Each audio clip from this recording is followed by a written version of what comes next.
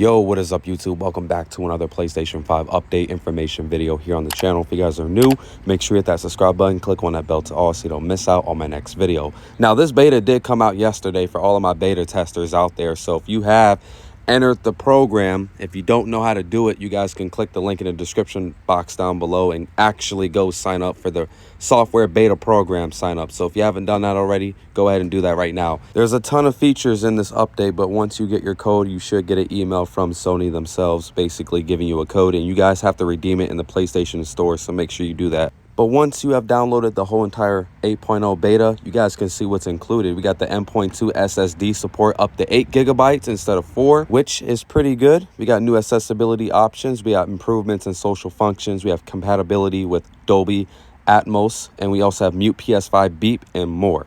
I think the best part about this update is the fact that you guys can increase your memory to 8 terabytes, and that would help you download just about every game, hopefully, because 8 terabytes is a big amount of memory for your PlayStation 5. So hopefully that can help you guys out on downloading your games and dealing with these updates.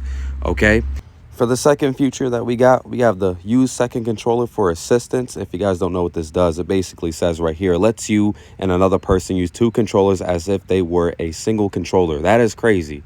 This feature is available when using a DualSense wireless controller, DualSense Edge controller, and also a third-party PS5 controller. That is crazy. You could basically have 2 controllers and it'll basically simulate it as like one controller. That's really nice of a feature by Sony for the PlayStation 5. Another good feature that we have is called System UI Haptic Feedback. You now have the option to turn on haptic feedback effects while navigating your PS5 with your DualSense controller, DualSense Edge controller, or PS VR2 Sense controller. When enabled, system sound effects for certain events will be reflected physically through haptics, such as moving focus, reaching the end limit of a scrollable section, checking a box, or when you receive a notification or boot up a game. This optional feature enhances immersion and is useful for players with some level of sight or hearing disability who appreciate the additional feedback on their input. So this really helps out for these type of people that have this issue, okay? Sony, you did a good job on that one. Now let's go ahead and talk about Dolby Atmos. And if you guys don't know how to basically enable it, you have to go to sound, you have to go down to audio format, and then you guys can go ahead and click on Dolby Atmos. And basically, if you guys don't know what this is, it's basically a surround sound feature that provides a high quality 3D sound experience and a richer surround audio experience for your movie, music, and other entertainment by making to amplify small sound that is hard to hear of content. So if you're watching a movie and it's hard to hear some effects of that movie, it'll be basically surround sound. You'll basically hear it a lot more better. That's also another good feature right there. Now let's go ahead and talk about the social feature enhancements that they made within update 8.0. So we got the party UI update. You can now invite a player into a closed party without automatically adding the player into the group or creating a new group. Additionally, players can now send open or closed party invitations to groups instead of only individual players. So they also provided a picture of what they were talking about right here. So if you guys want to check out the article link, I'll send a link of it in the description box down below so you guys can, just get a basic review. Even though I'm going over everything, you don't really need to click on the article. But let's talk about the share screen preview. When someone's sharing their screen in a party that you can join, you can now even see a preview image of their share screen even before you enter the party. So they also provided a picture of that right here. So when you click into a party, you guys can basically see the image right here. I don't really see nothing too useful of it, but it is a new feature within this new system software update. Now with our next feature, you guys can join friends, game sessions a lot more easier. And basically they say here, you can now easily see which of your friends are in an activity. You can join under the friends tab. The joinable icon will be displayed next to friends who are playing a game you can join. You can join a friend's game directly by pressing the options button and selecting join game, or by selecting the join button on their profile card. And we also have Game Hub tournaments tile. In this Game Hub, you can now see how many tournaments you have entered and the highest place you have achieved, as well as the start time. And you guys can see within this picture, this is basically what they're talking about. You can basically see your tournaments.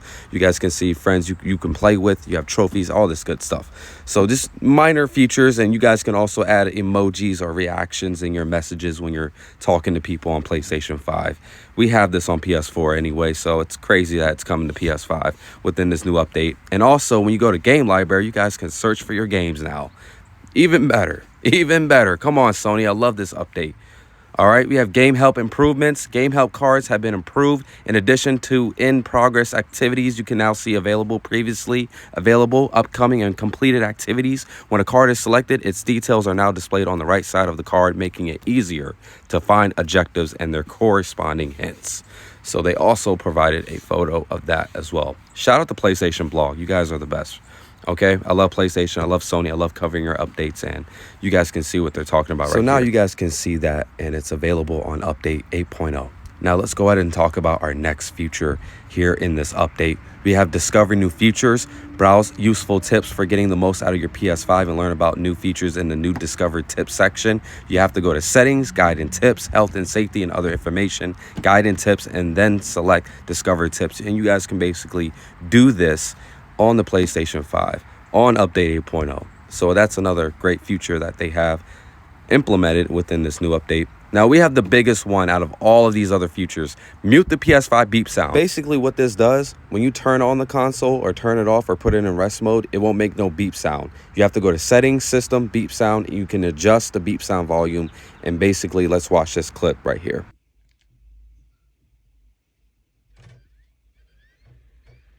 If you turn up the volume, you basically don't hear a beep. So that's proof that it does work on this new update.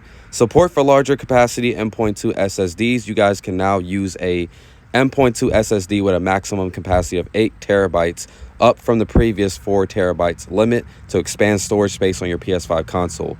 You have to get the ones that the PS5 are supportive of, so be aware of that. Okay, I'll leave a link of everything that you guys need to know about. I think this update is really good.